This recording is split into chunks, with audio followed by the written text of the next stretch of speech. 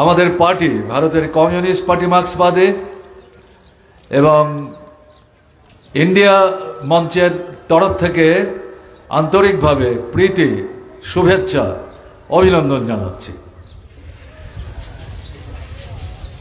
এই আমবাসা বাজারের ব্যবসায়ী বন্ধুরা নানা দপ্তরে কাজ করেন, শিক্ষক কর্মচারী সহ নানা ধরনের যারা কর্মচারী বন্ধুরা আছেন, ক্রেতারা আছেন, আপনাদেরকেও আন্তরিকভাবে শুভেচ্ছা জানাচ্ছি। এই নির্বাচন সম্পর্কে আমার আগে তিনজন বক্তার কাছ থেকে আপনারা শুনেছেন, আমার পরেও আরো এক দুজন বলবেন। বিস্তৃত পরিসরে না গিয়ে সুনির্দিষ্টভাবে কয়েকটি বিষয়ের প্রতি আপনাদের দৃষ্টি আমি আকর্ষণ করতে চাইছি। 1952 সাল থেকে ভারতবর্ষে সাধারণ নির্বাচন অর্থাৎ লোকসভা নির্বাচন অনুষ্ঠিত হয়ে আসছে। 77 সালে জরুরি অবস্থার বিরুদ্ধে যে লড়াই, সেই লড়াইয়ের প্রতিফলন ঘটিয়েছিলেন বিভিন্ন বিরোধী রাজনৈতিক দল যে জোট তৈরি করেছিলেন তারা। স্লোগান ছিল দুটো: গণতন্ত্র পুনরুদ্ধার করতে হবে, নাগরিক স্বাধীনতা যা হরণ করা হয়েছে, কথা বলবার অধিকার, সমালোচনা করবার অধিকার, মত ব্যক্ত করা, বিকল্প প্রস্তাব সরকারের কাছে, বিরোধী দলের কাছে উপস্থিত করবার অধিকার, স্বাধীনভাবে গণতান্ত্রিক রাজনৈতিক দল গঠন করবার অধিকার, নির্বাচনে প্রতিদ্বন্দ্বিতা করবার অধিকার, দেশের যে কোনো রাজ্যে স্থায়ীভাবে বসবাস করবার অধিকার, এই যে বিষয়গুলো এই নাগরিক স্বাধীনতার মধ্যে অন্তর্ভুক্ত, এগুলো হরণ করে নেওয়া হয়েছিল জরুরি অবস্থা জারি করে। এগুলোকে পুনরায় ফিরিয়ে আনতে হবে, এগুলোর ভিত্তি শক্তিশালী করতে হবে। দুটোই স্লোগান ছিল এবং যারা এই স্লোগান দিয়েছিলেন বিভিন্ন দলের নেতৃত্ব, তাদের বড় অংশ জেলখানায় ছিলেন। আকস্মিকভাবে নির্বাচনের তারিখ ঘোষণা করে নেতৃত্বকে জেলে আবদ্ধ রেখে তৎকালীন সরকার মনে করেছিল তারাই আবার জিতে সরকারে আসবে। কিন্তু 77-এর নির্বাচনের ফলাফল ভারতবর্ষের নির্বাচনী সংগ্রামের ইতিহাসে, স্বাধীন ভারতবর্ষে নূতন ইতিহাস, নূতন অধ্যায় যুক্ত করেছে। এরপর থেকে এ যাবৎ বিভিন্ন সময়ে লোকসভার নির্বাচন অনুষ্ঠিত হয়েছে, কিন্তু এবারের যে নির্বাচন, 77-এর নির্বাচনকে বাদ দিলে পর এটা একটা ভিন্ন ধরনের গুরুত্ব, তাৎপর্য নিয়ে আমাদের দেশের 90 কোটি যে নির্বাচক মণ্ডলী আছে, পৃথিবীর কোনো রাষ্ট্রে নাই, তাদের সামনে হাজির হয়েছে। কেন? 10 বছর যাবৎ ফ্যাসিবাদী সাম্প্রদায়িক দৃষ্টিভঙ্গির অনুসারী রাষ্ট্রীয় স্বয়ংসেবক সংঘ, যাদেরকে আমরা আরএসএস বলি, তাদের নেতৃত্বে পরিচালনায় পরিচালিত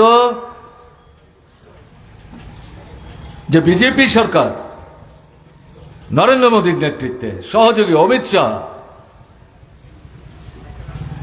চালাচ্ছেন, তাতে আমাদের দেশের অর্থনীতি থেকে শুরু করে গণতন্ত্র, ধর্মনিরপেক্ষতা, যুক্তরাষ্ট্রীয় ব্যবস্থা, সমস্ত জিনিসের উপর আক্রমণ একের পর এক সংগঠিত করে চলেছে।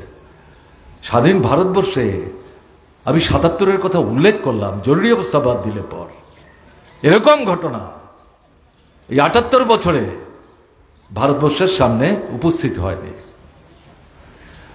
মানুষের আজকের দিনে সবচেয়ে গুরুত্বপূর্ণ প্রয়োজনটা কি? কাজ চাই, রোজগার চাই, কেনবার ক্ষমতা চাই, মজুরি চাই বেঁচে পড়তে থাকবার জন্য। আছে আমাদের দেশে? এটা আছে ত্রিপুরায়? নাই। জিনিসের দাম বিজেপির 10 বছরের শাসনে প্রতিনিয়ত বেড়েই চলেছে। মানুষের ক্রয় ক্ষমতার সামর্থ্যের বাইরে চলে গেছে। চাহিদা আছে, প্রয়োজন আছে, হাতে পয়সা নাই, যেহেতু কাজ নাই, তাই বাজারে গিয়ে তারা জিনিস কিনতে পারছেন না। পরিণামে উল্টো দিক থেকে সারা দেশে, ত্রিপুরা সহ অর্থনীতিতে মন্দা পরিস্থিতি তৈরি হয়েছে। তার অর্থটা কি? দোকানে জিনিস আছে, মানুষের প্রয়োজন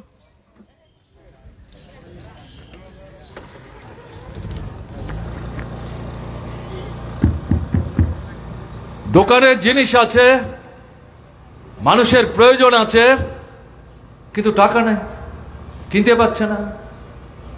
আমরা যেখানে দাঁড়িয়ে মিটিং করছি, ধলাই জেলার প্রাণকেন্দ্র, জেলা হেডকোয়ার্টার, বিরাট ব্যবসায়ী কেন্দ্র, বাণিজ্য কেন্দ্র, আমি কি এখান থেকে সবিনয়ে জিজ্ঞেস করতে পারি ব্যবসায়ী বন্ধুদের, বড় মাঝারি ছোট, যে পরিস্থিতি চলছে আপনারা কি সন্তুষ্ট? ধার দেনা করে মালিকের কাছ থেকে জিনিস এনে দোকান সাজিয়ে বসে আছেন,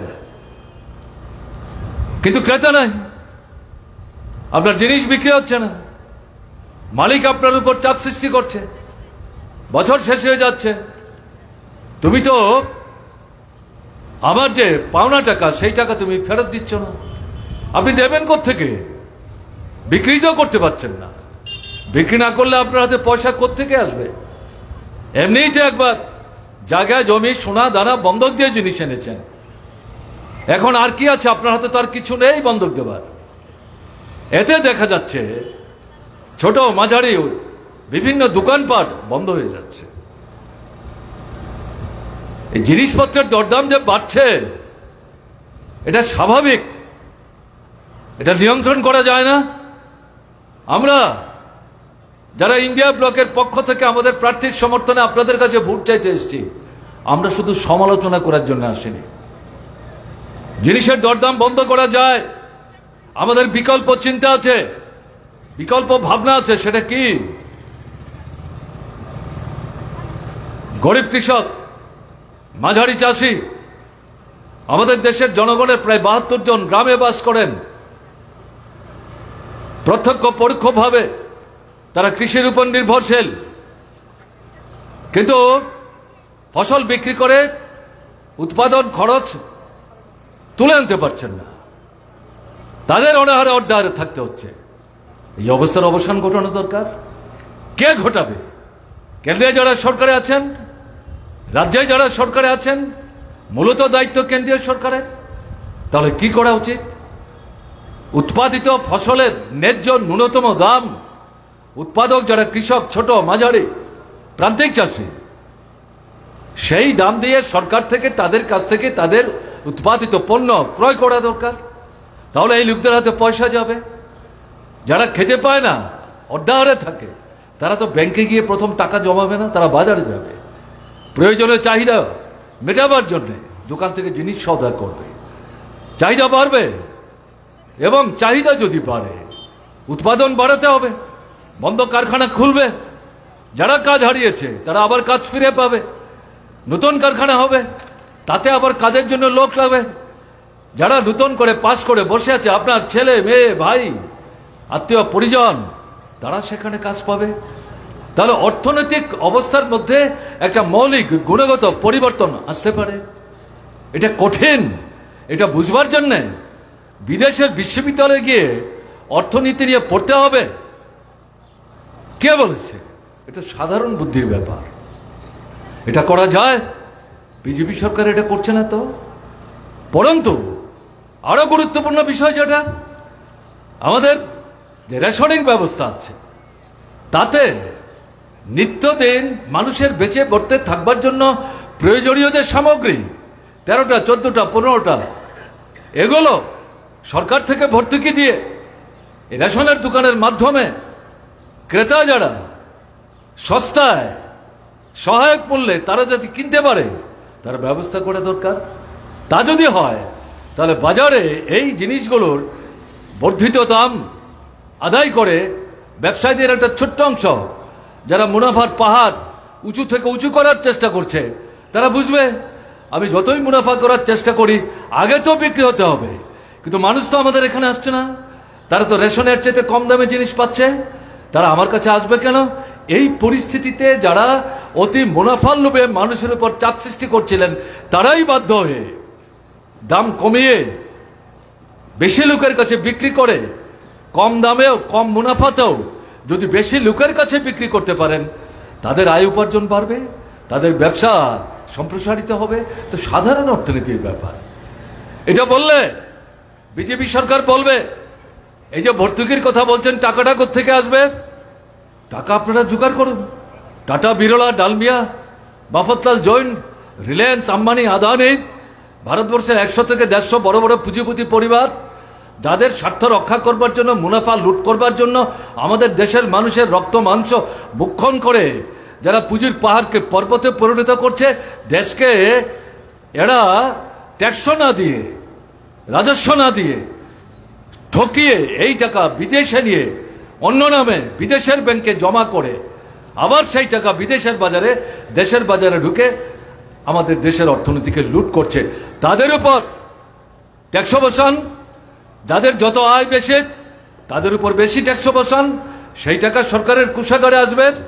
এই টাকা আপনি জিনিসের দাম কমাবার জন্য, রেশনে সস্তায় ভর্তুকিতে দেওয়ার জন্যে লাগবে কয়েক হাজার কোটি টাকা। আমাদের দেশের লোক সংখ্যা 140,000 কোটি, তার মধ্যে 90 কোটি মানুষ রেশন থেকে জিনিস কেনেন। এই মানুষ যদি সস্তায় এই জিনিস পায়, মার্ক্সবাদী কমিউনিস্ট পার্টি বা কংগ্রেস না, আপনারা সরকার চালাচ্ছেন, বিজেপি সরকার চালাচ্ছেন, আপনাদের পক্ষেই তো দুহাত তুলে আপনাদের আশীর্বাদ করবে, ভালো কাজ করেছেন।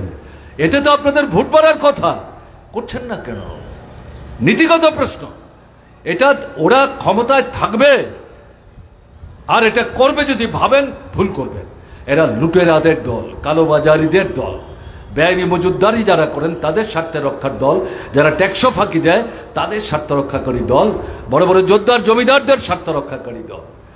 কাজে এদেরকে দিল্লির ক্ষমতায় রেখে এই যে জ্বলন্ত সমস্যা দেশের কোটি কোটি মানুষের জীবনে দগ্ধ হচ্ছেন, এর থেকে মানুষকে রক্ষা করা যাবে না। কাজেই মনে করার কোনো কারণ নেই আমরা কংগ্রেস, সিপিআইএম কয়েকজন এমপি পাঠাচ্ছি, আমাদের সংখ্যা বাড়াচ্ছি, এতে আমাদের কি আলাদা করে স্বার্থ আছে? আমাদের লড়াই, আমাদের যে চিন্তা, আমাদের যে ভাবনা, আমাদের যে স্বার্থ, সবটা আমাদের দেশের কোটি কোটি মানুষের দৈনন্দিন যে জীবন যন্ত্রণা তার থেকে তারা যাতে পরিত্রাণ পেতে পারেন তার জন্য যে লড়াই, সেই লড়াইটাকে তেজি করার জন্যে আমাদের প্রতিনিধিদেরকে নির্বাচিত করে দিল্লির সংসদে পাঠাবার জন্যে বারবার আপনাদের কাছে আমরা অনুরোধ করছি। বেকার সমস্যা আপনারা কি জানেন? আমাদের দেশে 18 থেকে 35 বছরের ছেলে মেয়ে মোট যে জনসংখ্যা আছে 140 কোটি, তাদের মধ্যে 100 জনের মধ্যে 66 জন পৃথিবীর কোন দেশে নাই। এদের মধ্যে যারা লেখাপড়া শিখেছেন, মাধ্যমিক পাস হতে পারে, একাদশ মান পাস হতে পারেন, দ্বাদশ মান হতে পারেন, কলেজ বিশ্ববিদ্যালয়ে পাস হতে পারেন, ডাক্তার থাকতে পারেন, ইঞ্জিনিয়ার থাকতে পারেন, নানা বিষয় বিশেষ করে ট্রেনিং নিয়ে পাস করে বসে আছেন। আপনারা আধপেটা খেয়ে ছেলেকে মেয়েকে এই শিক্ষায় শিক্ষিত করতে সাহায্য করেছেন। একটা স্বপ্ন বয়স যখন বাড়বে, যখন কর্মক্ষমতা হারাবো, আর কিছু করতে পারবো না, এই যে ছেলেটা মেয়েটাকে শিক্ষিত করলাম, তারা চাকরি পাবে, কাজ পাবে, রোজগার করবে, আমাদের বৃদ্ধের সময়ে আমাদের দেখবে।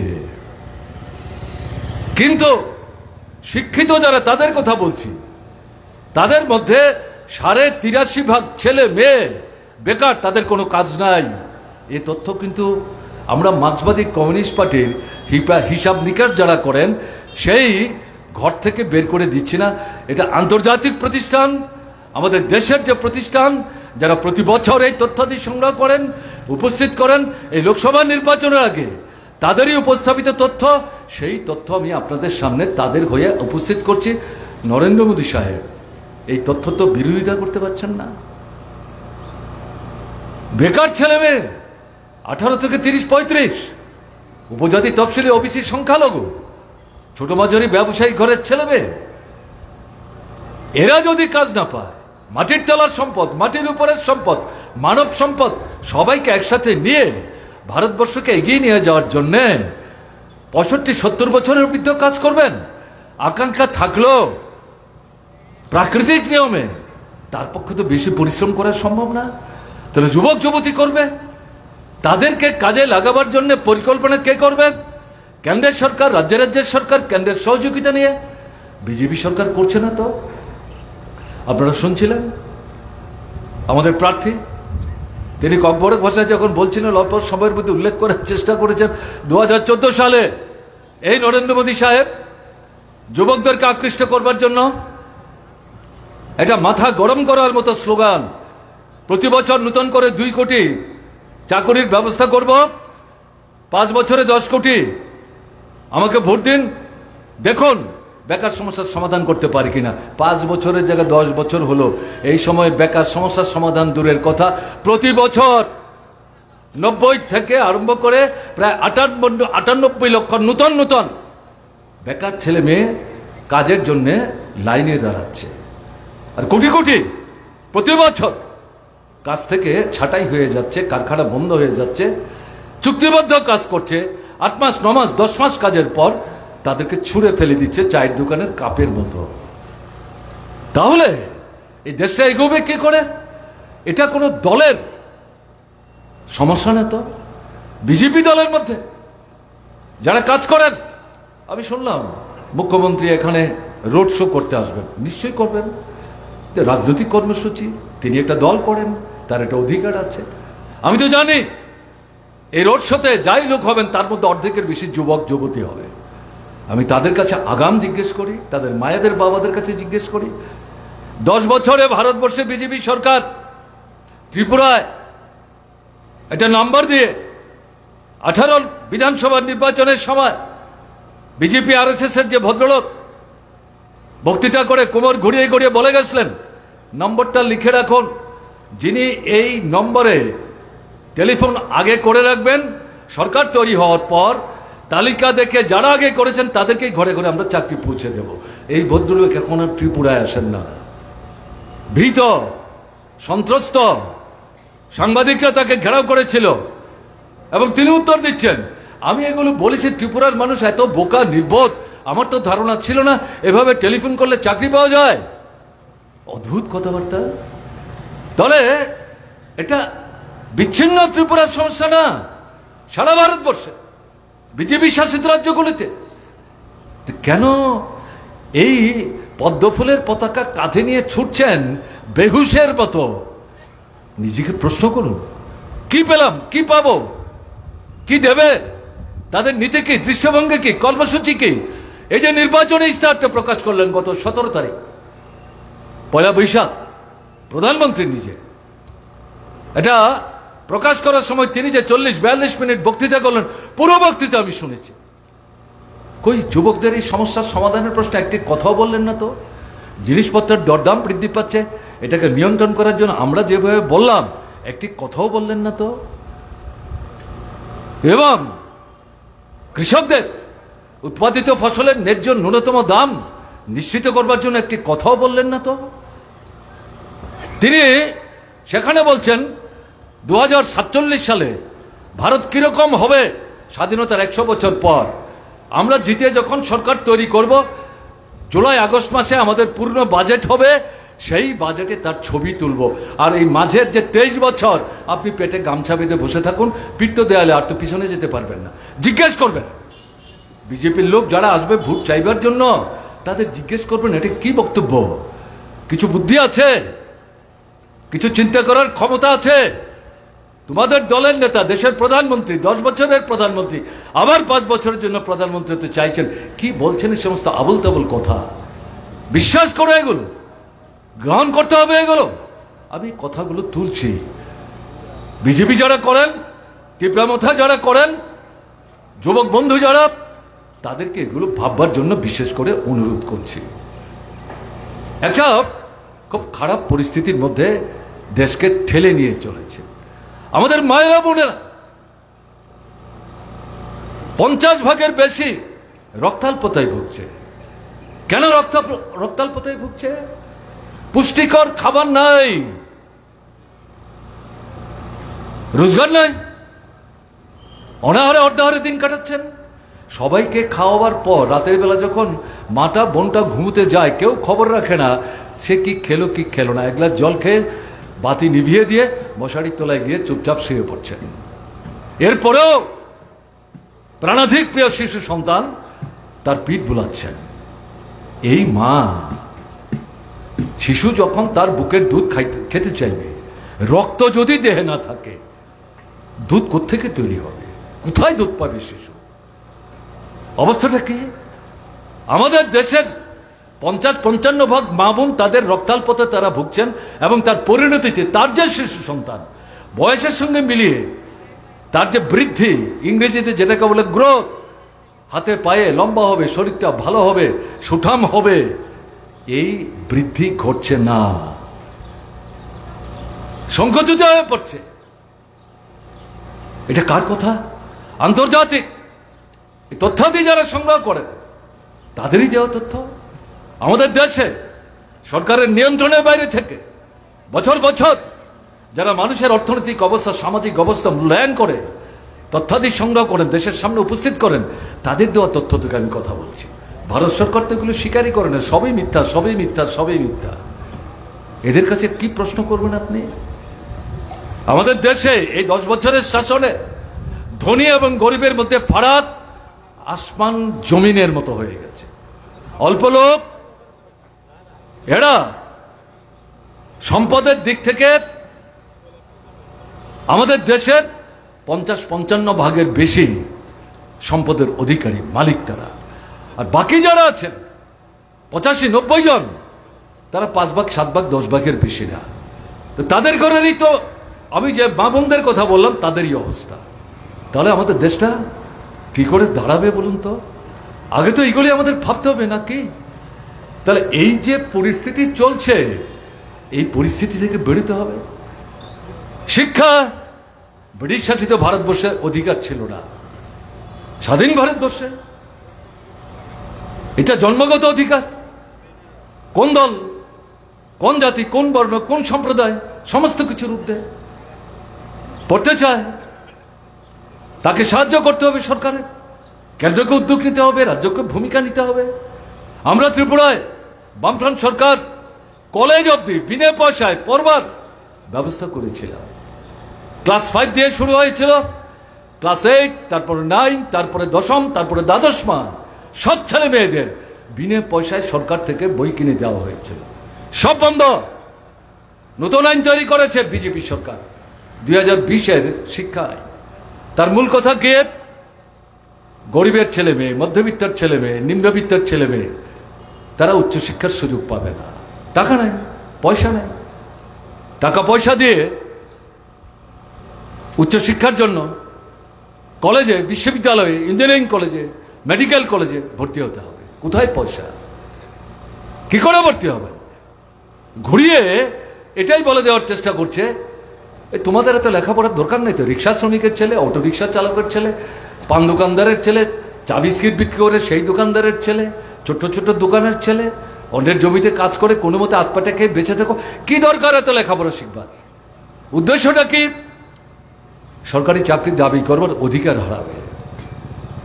এবং এই যে কোটি কোটি ছেলে মেয়ে, তারা কাজ চাইবে, তাদেরকে দেখিয়ে দেবে বড় বড় জোরদার, জমিদার, কল কারখানার মালিক, কোটিপতি, দেশকে যারা ঠকাচ্ছে, বলবো ওদের কাছে যাও। আর ওরা এই যে গরিব ঘরের কোটি কোটি ছেলে মেয়ে অল্প শিক্ষায় শিক্ষিত, উচ্চ শিক্ষার সুযোগ পায়নি, দর কষাকষি করে সবচেয়ে কম মজুরিতে তাদেরকে কাজে নিয়োগ করে তাদেরকে নিংড়ে নিয়ে তারাই তাদের পুঁজিকে বাড়াতে বাড়াতে বাড়াতে আকাশচুম্বী করবার চেষ্টা করছে। এটাই অর্থনৈতিক নীতি, এটাই অর্থনৈতিক নীতি। আমি দেখলাম রাহুল গান্ধী, কংগ্রেস দলের নেতা, আগের প্রাক্তন সভাপতি ছিলেন, কালকে তিনি বক্তৃতা করছিলেন। আজকে আমি সোশ্যাল মিডিয়ায় দেখছিলাম তিনি বলছেন এই সরকার বড়লোকদের সরকার, দেরিতে হলো বলছেন, আমরা গরিবের জন্য। আমরা তো এই কথাই বলছি। কাজেই এই পরিস্থিতি থেকে বেরোতে গেলে পর এই সরকারটাকে ক্ষমতায় রাখলে চলবে না, তাকে উৎখাত করতে হবে। মানুষ বসে নেই, মানুষ লড়াই নামছেন, বাঁচতে হবে। এই লড়াইয়ে লক্ষ কোটি মানুষ যাতে ঐক্যবদ্ধ হতে না পারেন তার জন্য ধর্মের কথা, বর্ণের কথা বলে বিভাজন তৈরি করছে, শক্তি দুর্বল করার চেষ্টা করছে, সংগতি দুর্বল করার চেষ্টা করছে। তাহলে ব্রিটিশের মতো তারা আরো কয়েক বছর ভারতবর্ষকে নিংড়ে নিতে পারবে। মানুষ বুঝতে পারছেন, ধর্ম পরে, ভগবান পরে, আগে তো পেটের ক্ষুধা নিবৃত্ত করতে হবে, লজ্জা নিবারণের কাপড়ের ব্যবস্থা করতে হবে। গাছের চাল পরে ঘরের বউ মেয়ে তারা তো বেরোতে পারবে না, বেরোলে তাদেরকে আঙুল দেখিয়ে বলো এটা পাগল। এটা 1000 বছর আগে কাপড় জামা যখন তৈরি হয়নি তখন গাছের চাল পরে মানুষ বেরোত, পুরুষ নারী নির্বিশেষে। এখন তো এটা করা সম্ভব না, এখন এটা করা সম্ভব না। কাজেই এই যে পরিস্থিতি, এই পরিস্থিতিতে মানুষের কাছে এটা পরিষ্কার আমরা বলছি, আরে রামের মন্দির হোক আর রামের প্রাণ প্রতিষ্ঠাই হোক, আপনার জীবনের সমস্যার কি সমাধান হলো? কোথায় রাম রাজত্ব? মাথায় ইট নিয়ে যারা ছুটেছেন এখন কেউ সেদিকে মাথা ঘুরিয়েও দেখবার চেষ্টা করে না। কোথায় রাম রাজত্ব? সেই জায়গায় মানুষকে যখন বিভক্ত করার চেষ্টা করছে, মানুষ ঐক্যবদ্ধ হচ্ছেন, ঐক্যবদ্ধ হয়ে লড়াই তেজি করবার চেষ্টা করছে। যখন দেখছে ধর্ম বর্ণ সম্প্রদায়ের কথা বলো, আন্দোলন দমন করা যাচ্ছে না, তখন গণতান্ত্রিক যে অধিকার সংবিধান আমাদের দিয়েছে 1950 সালের 26শে জানুয়ারি যেটা লাগু হয়, সেই সংবিধানের দেওয়া গণতান্ত্রিক অধিকার আমি যেটা আগে উল্লেখ করবার চেষ্টা করছিলাম, সেগুলোর উপর একের পর এক আক্রমণ সংগঠিত করার চেষ্টা করছে। আপনি লড়াই যাতে করতে না পারেন, প্রতিবাদ যাতে করতে না পারেন, দাবি যাতে উত্থাপন করতে না পারেন, সরকারের উপর যাতে চাপ সৃষ্টি করতে না পারেন, ধর্মঘট যাতে করতে না পারেন, কারখানা যাতে বন্ধ করে দিয়ে মালিককে চাপ সৃষ্টি করে মজুরি বাড়াবার দাবি আদায় করার চেষ্টা যাতে আপনি করতে না পারেন, কৃষক যাতে বড় বড় যোদ্ধার জমিদারের কাছে গিয়ে ভাগ চাষি যা ভাগ দিচ্ছেন অন্যায্য, তার পাওয়া দরকার অর্ধেক, কিন্তু মালিক তাকে 4 ভাগের 1 ভাগ দিচ্ছে, প্রতিবাদ যেটা করছে এটাও যাতে করতে না পারে, তাদের এই সুশব্দের স্বার্থে আইন এবং কলকারখানার মালিকদের স্বার্থে আইন। এই হচ্ছে বিজেপি সরকার। কাজে এই পরিস্থিতির মধ্যে দাঁড়িয়ে আওয়াজ উঠেছে, এই সরকার থাকবে, বাঁচবেন আপনারা। এই সরকারকে উৎখাত করতে না পারলে পরে বাঁচবেন না। মানুষ না বাঁচতে পারে দেশ কি? দেশ আর মানুষের মধ্যে প্রভেদ কি, বিভেদ কি? একটা আরেকটার সাথে অঙ্গাঙ্গিভাবে যুক্ত। এই পরিস্থিতির মধ্যে দাঁড়িয়ে কি দেখা যাচ্ছে, 27টা 28টা রাজনৈতিক দল তারা দীর্ঘদিনের সময় অতিবাহিত করার পর অভিজ্ঞতার ভিত্তিতে তারা উপলব্ধি করেছেন যে আমাদের ঐক্যবদ্ধ হওয়া দরকার। এই সমস্ত দলের নেতৃত্ব, দলের যারা সাধারণ সমর্থক, তারা প্রশ্ন করছেন কি করছেন আপনারা? ভোট আসলে তখন আমাদের বলছেন ঘরে ঘরে যাও, মানুষকে বুঝাও, আমাদের প্রার্থীকে ভোট দিতে বলো। 5 বছর কি করলেন? 10 বছর কি করলেন? সমস্যাগুলোর বিরুদ্ধে কোনো আন্দোলন করছেন না। এই সরকারটা যে জনবিরোধী ভূমিকা নিচ্ছে শুধু ভোটের সময় বললে হবে, আগে কেন বলছেন না? আপনি একটা বললে তো হবে না। এরকম যারা বলেন চিন্তা ভাবনা করুন, সবাই একটা জায়গায় আসার চেষ্টা করুন। যদিও আমরা ভারতের কমিউনিস্ট পার্টি মার্ক্সবাদী, আমাদের 23তম পার্টি কংগ্রেসে এই স্লোগান আমরা দিয়েছিলাম 2022 সালে। কিন্তু আমরা অনুভব করেছি আমরা তো একলা পারবো না, আমাদের তো সারা ভারতবর্ষের সমান শক্তি না। অন্যান্য যে রাজনৈতিক দলগুলো আছে আমরা যেভাবে ভাবছি অনেকটা এরকম ভাবেন, আমাদের সবাইকে একটা জায়গায় আসতে হবে, সময় লেগেছে। তার থেকে 26টা 27টা রাজনৈতিক দল একটা জায়গায় এসছেন, তারা এখন এই জায়গাতে ঐক্যবদ্ধ হয়ে স্লোগান দিয়েছেন এই সরকারটাকে হটাও, একটা বিকল্প গণতান্ত্রিক ধর্মনিরপেক্ষ চিন্তা ভাবনায় যারা রাজনৈতিক পরিস্থিতি দেশের সমস্যাগুলি উপলব্ধি করার চেষ্টা করেন, এরকম যারা, এবং শ্রমিক, কৃষক, কর্মচারী, ছাত্র, যুবক, ছোট মাঝারি ব্যবসায়ী, উপজাতি, তফসিলি, ওবিসি, সংখ্যালঘু, এদের যে অর্থনৈতিক সমস্যা এর থেকে তাদেরকে উদ্ধার করবার জন্য যারা চিন্তা করেন, এরকম যারা, তাদেরকে নিয়েই সরকার তৈরি করতে হবে।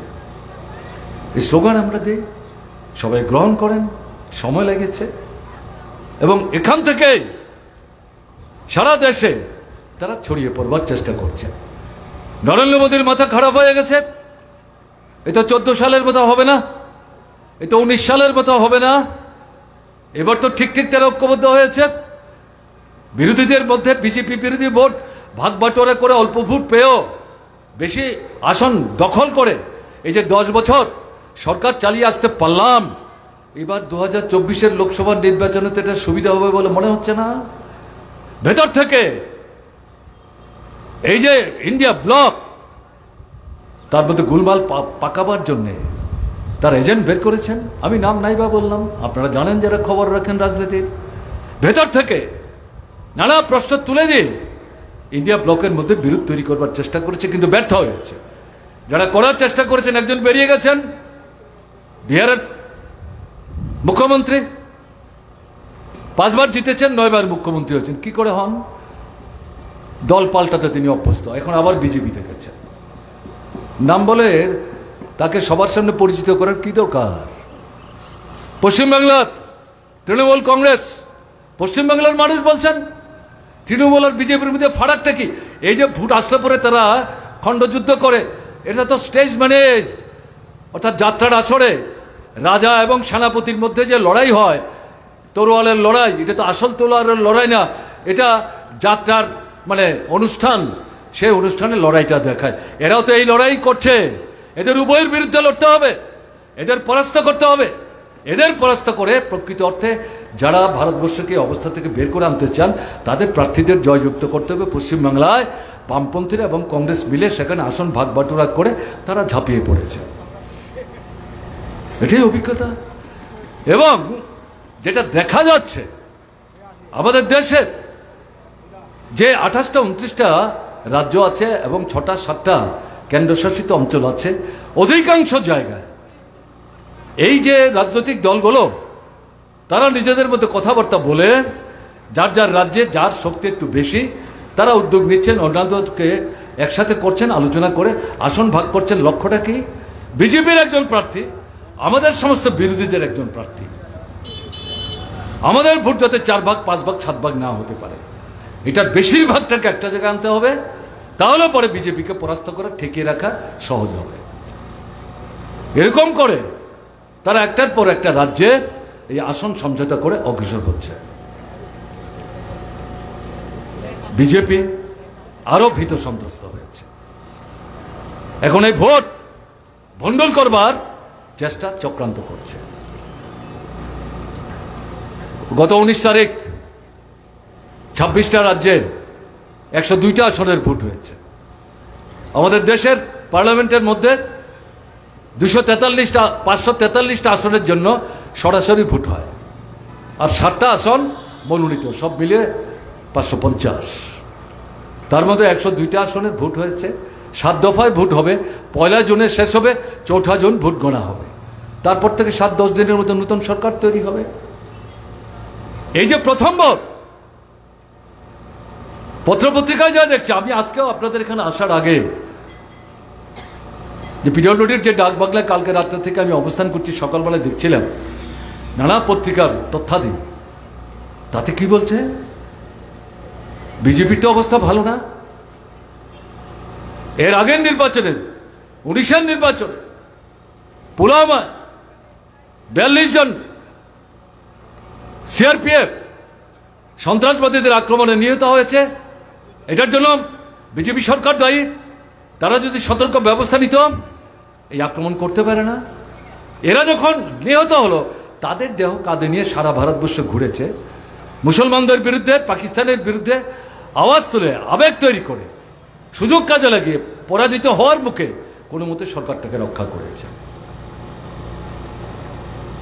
এবার আবার কি ষড়যন্ত্র ভাবছে কেউ জানে না। এখন দেখা যাচ্ছে এই পত্রপত্রিকায় দুদিনের মধ্যে যা যা তথ্য আসছে, বলছে বিজেপির তো এই প্রথম দফার 102 আসনে ভোট তো ভালো হয়নি, সে তো সুবিধা করতে পারবে না। বিরোধীরা কংগ্রেস সহ তাদের তো ফল 2019-এর তুলনায় এই 102টা আসনে ভালো হবে। নির্বাচন শেষ হওয়ার আগেই প্রধানমন্ত্রী, স্বরাষ্ট্রমন্ত্রী আগাম বিবৃতির খসড়া তৈরি করে বসে আছেন। নির্বাচন কমিশন কত % ভোট হলো, কেমন ভোট হলো, কোথায় কি হলো, এই তথ্যাদি দেওয়ার আগেই প্রধানমন্ত্রী নরেন্দ্র মোদী এবং স্বরাষ্ট্রমন্ত্রী অমিত শাহ তারা যেখানে ছিলেন সেখান থেকে বিবৃতি দিয়ে বলছেন এই 102টা আসনে আপনারা যারা ভোট দিয়েছেন তাদেরকে দুহাত তুলে অভিনন্দন জানাচ্ছি, দারুণ ভোট করেছেন। হ্যাঁ, দারুণ ভোট করেছে, যাতে আপনাকে পরাস্ত করে এবার ভারতবর্ষের নতুন একটা সরকার তৈরি করা যায়। অপেক্ষা করুন, অপেক্ষা করুন। তিনি জানেন, এটা জানেন বলেই আগাম তার দলের কর্মী, নেতা, সংগঠক যারা, তাদের যে মনোবল ক্রমশ নিচের দিকে যাচ্ছে, তলানিতে যাচ্ছে, এটাকে ধরে রাখবার জন্য গত 1 মাস 1.5 মাস আগে থেকে নানা কৌশল ফন্দি নিচ্ছেন। এবং তার অন্যতম পদ্ধতি হচ্ছে এই 102টা আসনের ভোট হওয়ার পর। আসলে অবস্থা ভালো না। অবস্থা যদি ভালো হয়, আমাদের ত্রিপুরায় তো 2টো আসন, 19-এ তো ভোট হয়নি এই 2টো আসনে। এতই যদি অবস্থা ভালো হয়, প্রধানমন্ত্রী আপনিও তো এখানে এসে বক্তৃতা করে গেছেন 17 তারিখ, পত্রপত্রিকায় দেখলাম, আমি সেদিন ধর্মনগরে ছিলাম। বলছি প্রধানমন্ত্রীকে খুব পরিশ্রান্ত মনে হচ্ছে, মুখ দিয়ে কথা বেরোচ্ছে না। তিনি যেভাবে হাত পা নেড়ে টেড়ে কথা বলতে অভ্যস্ত, কি হলো প্রধানমন্ত্রী, তার কণ্ঠ কেন রুদ্ধ হয়ে যাচ্ছে। 21-22 মিনিট বক্তৃতা করেছেন, কি বললেন, ত্রিপুরার জন্য কি বলবেন, দেশের জন্য কি বললেন, আমরা তো কিছুই পেলাম না। তার জন্য ছবি বেরোচ্ছে। আমি ধর্মনগরে বসে বসে দেখছিলাম, একদিকে প্রধানমন্ত্রী ভাষণ দিচ্ছেন, আরেকদিকে দলে দলে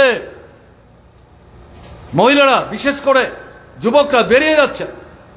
2 জন মন্ত্রী মঞ্চ থেকে ছুটে এসে গেজে দাঁড়িয়ে গালবন্ধ করছেন, আঙুল তুলে তুলে আবার তাদেরকে ভিতরে ঢুকিয়ে দেওয়ার চেষ্টা করছেন। এটা সোশ্যাল মিডিয়ায় এই ছবি উঠেছে। প্রথম 10-15 মিনিট দেখিয়েছে, তারপর সেটা বন্ধ হয়েছে। এই 2 জন মন্ত্রীর নাম আমি নাইবে বললাম, যদি কেউ জানতে চান আলাদা করে আসবেন, আমি নাম বলে দেব। এগুলো তৈরি করার কথা না। পরিস্থিতিটা কি কি হলো আমাদের এখানে ভোট? 19-এ তো হয়নি, এবার পশ্চিমে আসন। তখন তো অনেক দল প্রতিদ্বন্দ্বিতা করেছে, বিজেপি করেছে, আমরা বামফ্রন্ট করেছে, কংগ্রেস করেছে, অন্যান্য দল করেছে। তো এবার আসল লড়াইটা হচ্ছে বিজেপি বনাম ইন্ডিয়া মঞ্চের যে জোট আমরা তৈরি করেছি ত্রিপুরায়, আমরা ভাগ করে নিয়েছি। পশ্চিম আসনে কংগ্রেসের বন্ধু দাঁড়াবেন, পূর্ব আসনে সিপিআইএমের বন্ধু দাঁড়াবেন, যার সমর্থনে আপনারা এখানে মিটিং করছেন। কি হলো? আশিস কুমার সাহা, তার পুলিং এজেন্ট যারা হবে, অধিকাংশ মার্ক্সবাদী কমিউনিস্ট পার্টির ছেলেরা।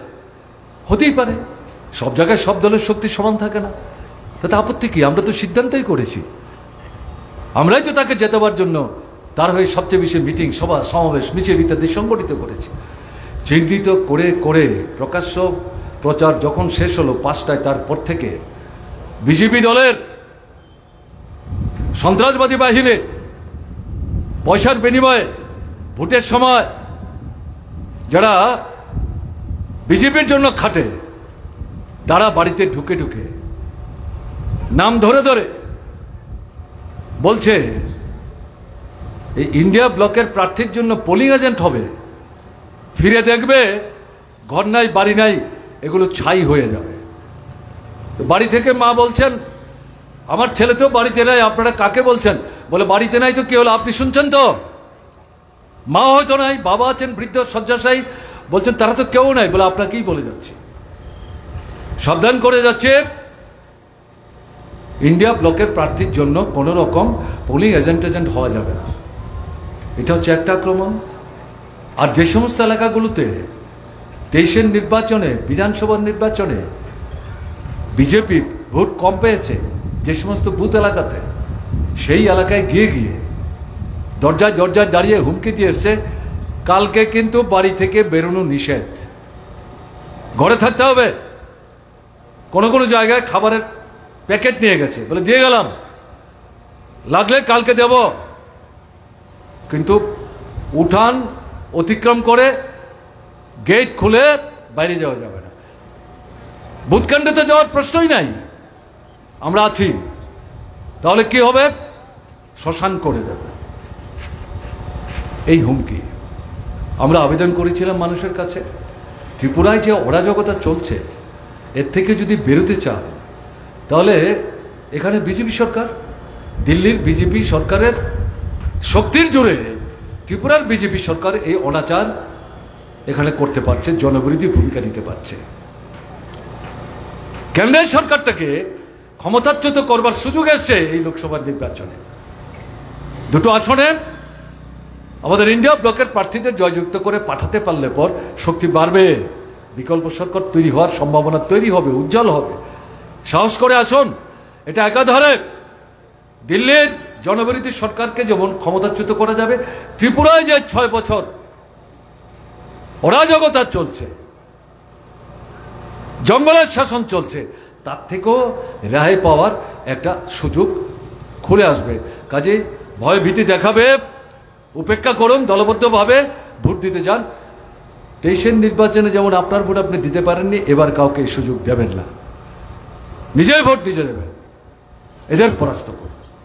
এই আহ্বানে আমরা যা দেখলাম, এত হুমকি সত্ত্বেও বিলুনিয়া থেকে শুরু করে জিরানিয়ার চম্পকনগর পর্যন্ত দল বেঁধে উপজাতি অনুপজাতি নারী পুরুষরা বাড়ি থেকে আস্তে আস্তে বেরোতে শুরু করেছেন। পুলিশ এজেন্ট যারা আগে থেকে চিহ্নিত, তারা সূর্যোদয়ের আগে অনেকে বাড়ি থেকে গামছা পরে বেরিয়ে গেছে, ঢুকতে দেয়নি। যারা ঢুকতে পেরেছিল তাদেরকে হুমকি দিয়ে পিটিয়ে বের করে দিয়েছে। বেলা 11:30টার মধ্যে 80 ভাগের বেশি আশিস সাহার পুলিং এজেন্ট পোলিং বুথ থেকে ছুড়ে বের করে দিয়েছে। ভোটার বাধা দিচ্ছে, আটকে রাখছে, বাইক বাহিনী দলবদ্ধভাবে, ওই এলাকার না, বাইরে থেকে এনেছে। এর মধ্যেও যারা গিয়ে লাইনে দাঁড়িয়েছে ভোটে, চিহ্নিত করে করে নারী পুরুষ নির্বিশেষে টেনে হিচড়ে বের করে বলছে সাহস তো কম না, ভোট দিতে এসছেন, বাড়ি যাও। এই করে ভোটের অধিকার হরণ করে গোটা নির্বাচনটাকে প্রহসনে পরিণত করেছে। ইন্ডিয়া ব্লকের নেতৃত্ব দুজন প্রার্থী, আশিস কুমার সাহা 7 রামনগর বিধানসভা কেন্দ্রের উপনির্বাচন, রতন দাস, তারা দুজন সহ বিভিন্ন দলের নেতৃত্ব মিলে ইলেকশন কমিশনের প্রতিনিধি, ত্রিপুরা চিফ ইলেকট্রাল অফিসার, তার সঙ্গে দেখা করেছেন, সমস্ত তথ্য উপস্থিত করেছেন।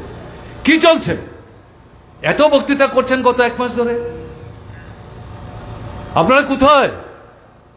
পুলিং এজেন্টই ঢুকতে পারছে না, ঢুকলে পরে থাকতে পারছে না, ভোটাররা লাইনে দাঁড়াতে পারছে না, মহিলা ভোটারদেরকে পিটিয়ে সরিয়ে দিচ্ছে, বাড়ি থেকে বেরোতে দিচ্ছে না, ডাকলে পুলিশ পাওয়া যাচ্ছে না।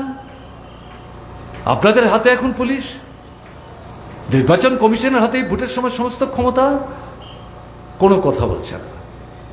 আরো 3-4 ঘন্টা আছে সময়, দেখুন না, যারা ভোট দিতে এসে দিতে পারলো না, বাড়িতে যেতে বাধ্য হয়েছেন, তাদের ফিরিয়ে আনা যায় কিনা, পুলিশ এজেন্টদের ফিরিয়ে আনা যায় কিনা, যারা এগুলো থেকে ঘর থেকে বেরোতে একটু দ্বিধাদ্বন্দ্বে তারা পড়ে গিয়েছিলেন, তাদেরকে উৎসাহিত করে সাহসী করে তাদেরকে আবার ভোটের লাইনে দাঁড় করানো যায় কিনা দেখছি। কোথায় কি দেখছেন? 5টার সময় ভোট শেষ, 6টার সময় তথ্য সংগ্রহ করেছেন, বিলুনিয়া থেকে আরম্ভ করে চম্পকনগর পর্যন্ত। পোলিং এজেন্ট 11টায় যেখানে ছিল 80 ভাগ, যত সময় বেরিয়েছে সেটা কমতে কমতে গিয়ে 90 থেকে 95 ভাগ পোলিং এজেন্ট নাই। কয়েকজন এর মধ্যে দাঁত কামড়ে, এবং এদের মধ্যে অধিকাংশ মহিলা, যুবকদেরকে থাকতে দেয়নি। মেয়েরা, বয়স্ক মেয়েরা চাকরি করতেন, রিটায়ারমেন্টে গেছেন, এখন গণতান্ত্রিক আন্দোলনে আছেন। সাহস করে আমি বলছি, আমাদের পার্টির এক সময়ের সম্পাদক, কেন্দ্রীয় কমিটির সদস্য বিজন ধর, তিনি নাই। তার স্ত্রী পর্যন্ত, শেষ পর্যন্ত তার এলাকার যে বউ, ছেলে কমরেড যখন যাওয়ার সাহস পাচ্ছেন না, হুমকি দিচ্ছে বাড়ির সামনে দাঁড়িয়ে, তারা এগিয়ে গিয়ে পোলিং এজেন্ট হয়েছেন। আমি দৃষ্টান্ত দিয়ে কথা বলছি, এগুলি গল্প না। তাহলে এই করে গোটা ভোটটাকে তারা প্রহসনে পরিণত করেছে। দাবি করেছেন কি ভোট হয়েছে, এই ভোট বাতিল করুন, নতুন করে ভোটের তারিখ ঘোষণা করুন, সবাই যাতে ভোটের অধিকার প্রয়োগ করতে পারে তার ব্যবস্থা করুন, গণতন্ত্রের প্রতি মানুষের আস্থা যাতে ফিরে আসে তার ব্যবস্থা করুন, এটাই দাবি।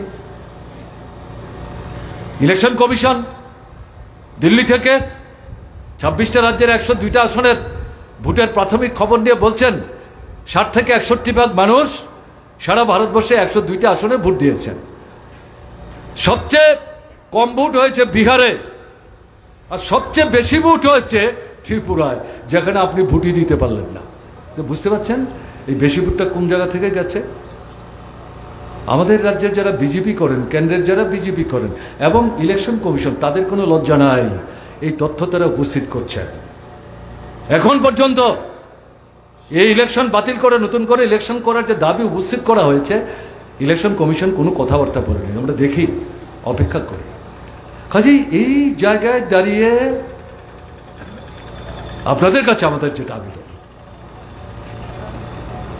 এই পূর্ব আসনে সংরক্ষিত কেন্দ্র আমাদের প্রার্থী রাজেন্দ্র রিয়াং, কাছাতুরি তারকাতার চিহ্ন। আগামী 26 তারিখ ভোট। আজকে আমরা মিটিং করছি 21 তারিখ, মাঝে আর 4 দিন 5 দিন সময় আছে। পশ্চিম আসনের এই যে ঘটনা, ভয় পাবেন, আরে এই যদি হয় তাহলে আমরা কি করব? দরকার নাই ঝামেলা গিয়ে। আপনি যদি মনে করেন ঝামেলা গিয়ে দরকার নেই, বাড়িতে দরজা জানালা বন্ধ করে বসে থাকবো, জিনিসের দাম কমবে, আপনার ছেলে মেয়ে চাকরি পাবে, রেশনে গেলে ডাবল রেশন পাবেন, মাথার উপর ছাউনি উঠবে, লজ্জা নিবারণের কাপড়ের অভাবে ঘর থেকে বেরোতে পারেন না, এক কাপড়ে মা যায়, মা ঘরে আসতে পরে সেই কাপড়ে মেয়ে বেরোয়, 3টে কাপড় পাবেন? পাবেন না তো। রেগা বন্ধ, লুট করছে টাকা। শহরে রেগারা দলে কাজ বন্ধ, লুট করছে টাকা। পূর্ত দপ্তরের কাজ নাই, গ্রামোন্নয়ন দপ্তরের কাজ নাই, বন দপ্তরের কাজ নাই, উপজাতি কল্যাণ দপ্তরের কাজ নাই, কৃষি দপ্তরের কাজ নাই। কি ব্যাপার? আপনি বাঁচবেনটা কি করে? দেশের নীতির পরিবর্তনের জন্য কেন্দ্রের সরকারকে পরাস্ত করতে চাইছি, তার সঙ্গে সম্পর্ক উপস্থিত আমাদের ত্রিপুরার 2টি কেন্দ্র। একটি কেন্দ্র ভোট ভণ্ডুল করেছে, লড়াই চলছে, চলবে পুনরায় ভোটের জন্য। এটা দেখে আমরা ভীত হব, সন্ত্রস্ত হব না, প্রতিবাদে গর্জে উঠব। যারা এখানে বসে শুনছেন, আপনাদের বলছি, দূর থেকে যারা শুনছেন তাদের কাছেও বলছি, পশ্চিম আসনের ঘটনা পূর্ব আসনে আমরা ঘটতে দেব না। এই দৃঢ়তা নেই, বলিষ্ঠতা নেই, ঘুরে দাঁড়াতে হবে, রুখে দাঁড়াতে হবে। নিজের ভোট নিজে দেব, যেখানে বাধা দেওয়ার চেষ্টা হবে সেখানেই প্রতিরোধ করে। ইলেকশন কমিশনের লোক থাকলে ভালো, না থাকলে তো কিছু করার নাই। পুলিশ থাকলে ভালো, না থাকলে কিছু করার নাই। নিজেরাই দলবদ্ধভাবে ভোট দেবেন, আপনার পছন্দের প্রার্থীকে ভোট দেবেন নিশ্চয়ই। আমরা তো আপনাদেরকে অনুরোধ করবো, আমাদের প্রার্থী কাছাতুরি তারকা চিহ্নে রাজেন্দ্র রিয়াংকে ভোট দিয়ে দিল্লিতে বিকল্প সরকার তৈরি করবার সুযোগ প্রশস্ত করবেন। এটা যদি না করা যায় তাহলে বিজেপির আক্রমণ আরো তীব্র হবে। আসলে বিজেপি তো ভয় পেয়েছে, নরেন্দ্র মোদী, অমিত শাহরা যেমন ভয় পেয়েছেন, ত্রিপুরার বিজেপি তো ভয় পেয়েছে। 23-এর যে বিধানসভা নির্বাচন, তাদেরকে তো আপনারা পরাস্ত করেছেন। 18 নির্বাচনে 51 ভোট পেয়েছিল, নানা অংশের বিভ্রান্তির সুযোগ নিয়ে আমি সেগুলো বিশ্লেষণে যাচ্ছি না। এবারকার নির্বাচনে 5 বছরের ব্যবধানে 51 থেকে নেমে 39-এ চলে আসলো। এই 39টা ভোট আসল ভোট না, তার মধ্যে 15 থেকে 17টা ভোট আপনার ভোট জোর করে নিয়ে তাদের যারা মাসলম্যান বাহিনী পয়সার বিনিময়ে তাদের হয়ে ভোট লুট করে তারা গিয়ে আপনার ভোট দিয়ে তাদেরকে এটাকে 39-এ তুলেছে। আসলে তাদের ভোট 22 থেকে 25-এর বেশি না। এটাই স্বাভাবিক, এটাই অভিজ্ঞতা। এই কারণে ভীত হয়ে পশ্চিম আসনে ভোট করতে দেয়। পূর্ব আসনেও এরকমটাই তারা করার চেষ্টা করবে। এবং আরো বুঝতে পারছেন তীব্রমাথা 14 লক্ষ উপজাতির একমাত্র রক্ষক ধরা পড়ে গেছে। দেশের নির্বাচনে বিজেপি বিরোধী কথা বলে 19 ভাগ ভোট নিয়েছিল, যে ভোটটার বড় অংশ বামপন্থী ফ্রন্টের দিকে আসার কথা। যদি আসে আসন বাড়ে, ভোট বাড়ে। বিকল্প সরকার বামপন্থীদের নেতৃত্বে বাম কংগ্রেস সবাই মিলে একটা নতুন ধরনের সরকার তৈরি হওয়ার সম্ভাবনা তৈরি হয়েছিল। তলে তলে বিজেপির সঙ্গে সলা পরামর্শ করে, বাইরে বিজেপি বিরোধী, ভেতর থেকে বিশ্বাসঘাতকতা করে বিজেপিকে সরকারে থাকার সুযোগ করে দিয়েছে। এবার তার পুরস্কার কি? 1.5 জন মন্ত্রী, 1 জন পুরা মন্ত্রী, 1 জন অর্ধেক মন্ত্রী বিজেপির পেটে ঢুকেছে। তীব্রমতার প্রার্থী যে শুনছিলেন, রাজেন্দ্র বলছিল আনারসের মধ্যে কি করে পদ্ম ফুল ফুটে। আনারসে ফুল ফুটে কিন্তু পদ্ম তো ফুটে না। এখন তীব্রমতার নেতৃত্বের দৌলতে দেখা যাচ্ছে আনারসের মধ্যে পদ্মও ফুটে। 19 ভাগ যে ভোট তারা পেয়েছিলেন তাদের একটা বড় অংশের মধ্যে প্রশ্ন তৈরি হয়েছে, এ কি করলাম আমরা তো বিজেপির বিরুদ্ধে ভোট দিয়েছি। এখন এই বিজেপি সরকার আমাদের লোকরা মন্ত্রী হয়েছেন, আমাদের ভোটে যারা বিধায়ক হয়েছেন, এখন এরা বিজেপির সিম্বল নিয়ে ভোটে দাঁড়াচ্ছেন। বিজেপি বলছে আমাদের প্রার্থী, তীব্রমতা বলছে আমাদের প্রার্থী। তাহলে আমরা কাকে ভোট দেব? আমরা তো বিজেপিকে ভোট দেবো না, আমরা তো পদ্মচিহ্নে ভোট দেবো না। এরকম একটা পরিস্থিতি তৈরি হচ্ছে। কাজে 19% ভোট যেটা 2023-এর বিধানসভা নির্বাচনে তীব্রমতার বাক্সে তারা জড়ো করতে পেরেছিলেন, এটা পাওয়ার কোনো সম্ভাবনা নাই। কাজে এই জায়গায় দাঁড়িয়ে পূর্ব আসনে, পশ্চিম আসনের পাশাপাশি পশ্চিম আসনে সম্ভাবনা সুযোগ তৈরি হয়েছিল, পূর্ব আসনে আরো বেশি। 14 লক্ষ ত্রিপুরার উপজাতি অংশের মধ্যে তীব্রমতা বিজেপি একজন ট্রাইবেল খুঁজে বের করতে পারলে না যাকে প্রার্থী করা যায়। দশরথ দেব, বাজুবন রিয়াং, জিতেন চৌধুরী, রাজেন্দ্র রিয়াং, তাদেরকে তো বাইরে থেকে ধার করে আমরা আনিনি। এমনকি কিরিট বিক্রম কিশোর, মানিক্য বাহাদুর ত্রিপুরা, কেউ প্রশ্ন তুলে নিত। বিভু দেবী ত্রিপুরা এমপি হয়েছেন, কেউ প্রশ্ন তুলে নিত, ত্রিপুরায় আছেন। এখন যাকে করলেন, আমি এগুলো নিয়ে বিস্তৃত বলতে চাইছি না, শুধু উল্লেখ করছি কি ব্যাপার। কোথায় 14 লক্ষ ট্রাইবেলের স্বার্থ রক্ষা করা? এ তো পারিবারিক স্বার্থ। এটা ব্যাখ্যা করে বলার দরকার আছে। তীব্রমতার সাধারণ সমর্থকদের কাছে চেহারাটা উন্মুক্ত হয়ে গেছে। কাজে সুযোগ কাজে লাগাতে হবে, আপনাদের দলবদ্ধভাবে ভোট দিতে হবে। রাজেন্দ্র রিয়াংকে কাস্তাহতরি তারাকা চিহ্নে ভোট দিয়ে জয়যুক্ত করতে হবে বিকল্প সরকার তৈরি করার জন্য। জিনিসের দাম কমাতে হবে, কৃষকদের ফসলের ন্যায্য দাম দিতে হবে, বন্ধ কারখানা খুলতে হবে, বেকারদের কাজের সংস্থান করতে হবে, রেগা বন্ধ করা যাবে না, মজুরি বাড়াতে হবে, রেশনে 13টা 14টা অত্যাবশ্যক সামগ্রী সস্তায় ভর্তুকিতে সরকার থেকে গরিবরা যাতে কিনতে পারে তার ব্যবস্থা করতে হবে। শিক্ষা জন্মগত অধিকার, কোন ধর্ম কোন বর্ণ দেখবার কোনো দরকার নাই। মেধা থাকলে সর্বোচ্চ শিক্ষার সুযোগ তাকে দিতে হবে সরকারি সহায়তায়। স্বাস্থ্য, হাসপাতালে ডাক্তার দিতে হবে, নার্স দিতে হবে, স্বাস্থ্যকর্মী দিতে হবে, জীবনদায়ী ওষুধ দিতে হবে, অপারেশন হলে পর সুই সুতা গজ ব্যান্ডেজ আপনাদের এখন কিনে দিতে হয়, এগুলো বন্ধ করতে হবে। অন্তত 5টা 7টা 10টা জীবনদায়ী ঔষধ সরকারি হাসপাতালে সরকারকে দিতে হবে, কেন্দ্র এবং রাজ্যের। বেসরকারি পুঁজির হাতে শিক্ষা তুলে দিয়েছেন, স্বাস্থ্যক্ষেত্র বেসরকারি পুঁজির হাতে তুলে দিয়েছেন, চলবে না। এটা কেন্দ্রের সরকারের হাতে, রাজ্যের সরকারের হাতে রাখতে হবে। এই যে বিষয়, সেগুলো বাস্তবায়িত করতে গেলে পর কেন্দ্রের বিকল্প সরকার ছাড়া কোনো রাস্তা নেই। ভোটের অধিকার হরণ করছে, নির্বাচন কমিশন বগল দাবা করেছে, নরেন্দ্র মোদী বিচার ব্যবস্থা পছন্দের লোক বসাবার চেষ্টা করছে অন্যায়ভাবে। যারাই বিরোধিতা করছে ইন্ডিয়া ব্লকের পক্ষ থেকে ঐক্যবদ্ধ হওয়ার চেষ্টা করছে, তাদের নেতাদের বিরুদ্ধে ইডি সিবিআই অন্যায়ভাবে স্বৈরাচারী পদ্ধতিতে ব্যবহার করছে।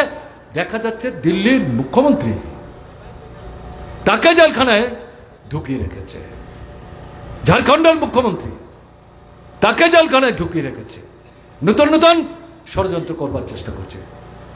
কাজে এরকম একটা জায়গায় দাঁড়িয়ে বুঝতে হবে এরা নতুন সংবিধান তৈরির চিন্তা করছে। এই সংবিধান ধ্বংস করে ফেলবে, মনুবাদী সংবিধান, যাতে মহিলাদের কোনো মূল্যই নাই তাদের চোখে। মনুবাদী সংবিধান মানে কি? মায়েরা বোনেরা তারা সন্তান প্রসব করবেন, তাদের বুকের দুধ খাওয়াবেন, বড় করবেন, কাপড় জামা ধুবেন, ঘর নেকাবেন, উঠান নেকাবেন, বাড়ির বাইরে যাবেন না, দাবি দেওয়া নাই। কি ব্যাপার? মায়েদের বোনেদের এরকম সমর্থন করেন? এটা আমরা তো করি না, আমরা করি না তো। এটা তফসিলি, উপজাতি, ওবিসি এদের ক্ষেত্রে বলছে এদের তো জন্মই হয়েছে, ভগবান তাদের সৃষ্টি করেছে উচ্চবর্গের যারা তাদের পদ সেবা করবার জন্য, এরা মানুষ না। এই ধরনের সংবিধান এরা তৈরি করবার জন্য তলে তলে ষড়যন্ত্র করছে, সর্বনাশ হয়ে যাবে ফেসিবাদী দৃষ্টিভঙ্গি নিয়ে। কাজেই একে প্রতিহত করতে গেলে পরে, প্রতিরোধ করতে গেলে পরে এদের পরাস্ত করা ছাড়া কোনো রাস্তা নেই। সম্ভব 77-এ মোরারজি দেশাইকে প্রধানমন্ত্রী করা হয়েছিল, দেশে প্রথম যারা স্বাধীনতার পর থেকে দিল্লি থেকে সরকার চালাচ্ছিলেন, তারা যে গণতান্ত্রিক কার্যকলাপ করছিল সেই সরকার তার বিরুদ্ধে মুখের মতো জবাব দিয়ে মোরারজি দেশাই সেই দলই করতেন, ভেতর থেকে প্রতিবাদ করতেন, তাকেই জেলখানায় পাঠিয়েছে। সেই ভদ্রলোকই প্রথম প্রধানমন্ত্রী হলেন। সেখান থেকে শুরু করে মোরারজি দেশাই প্রধানমন্ত্রী, ভিপি সিং প্রধানমন্ত্রী, এইচডি দেবেগৌড়া প্রধানমন্ত্রী, চন্দ্রশেখর প্রধানমন্ত্রী, আইকে গুজরাল প্রধানমন্ত্রী, ডক্টর মনমোহন সিং প্রধানমন্ত্রী। কি করে হলো? দলীয় শক্তির জোরে না। আজকে যেভাবে আমরা ইন্ডিয়া ব্লক তৈরি করেছি, সেই সময় এরকম দলগুলো একটা জায়গায় এসে শাসন ক্ষমতায় যারা ছিলেন, অত্যাচারী দৃষ্টি নিয়ে, জনবিরোধী ভূমিকা নিয়ে, লুটেরাদের স্বার্থ রক্ষা করবার জন্য যারা কাজ করছিলেন, গণতান্ত্রিক অধিকার হরণ করছিলেন, ভোটের অধিকার হরণ করছিলেন, রাজ্যের ক্ষমতা হরণ করছিলেন, সমস্ত ক্ষমতা কেন্দ্রের হাতে কুক্ষিগত করছিলেন, এর বিরুদ্ধে এদের পরাস্ত করে ভারতবর্ষে 15 থেকে 18 জন প্রধানমন্ত্রী দেখেছেন ভারতবর্ষের মানুষ। 51-52 সালের পর থেকে, জওহরলাল নেহরুর পর থেকে, এর মধ্যে প্রায় 8 থেকে 9 জন এরকম বিকল্প প্রধানমন্ত্রী ভারতবর্ষের বিভিন্ন রাজনৈতিক দল সেখানে তৈরি করতে সক্ষম হয়েছেন।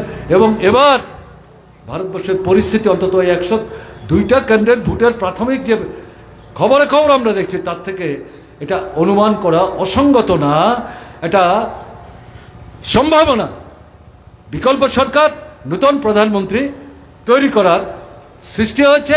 এই সম্ভাবনাকে বাস্তবায়নের জন্য পূর্ব আসনে রাজেন্দ্র রিয়াংকে কাস্তাওয়াতের তারকা চিহ্নে বিপুলভাবে ভোট দিয়ে জয়যুক্ত করে আপনারা আপনাদের ঐতিহাসিক গণতান্ত্রিক যে দায়িত্ব, ত্রিপুরার মানুষের যে উন্নত গণতান্ত্রিক চেতনা, যাকে ধ্বংস করছে বিজেপি আরএসএস, তার বিরুদ্ধে রুখে দাঁড়িয়ে সে লুণ্ঠিত আপনার যে মর্যাদা, তাকে পুনরুদ্ধার করবার ক্ষেত্রে গুরুত্বপূর্ণ ভূমিকা নেবেন, এই বিশ্বাস নিয়ে আপনাদেরকে অভিনন্দন জানিয়ে আমি আমার কথা বলা শেষ করছি। ভালো থাকবেন। আমার নমস্কার।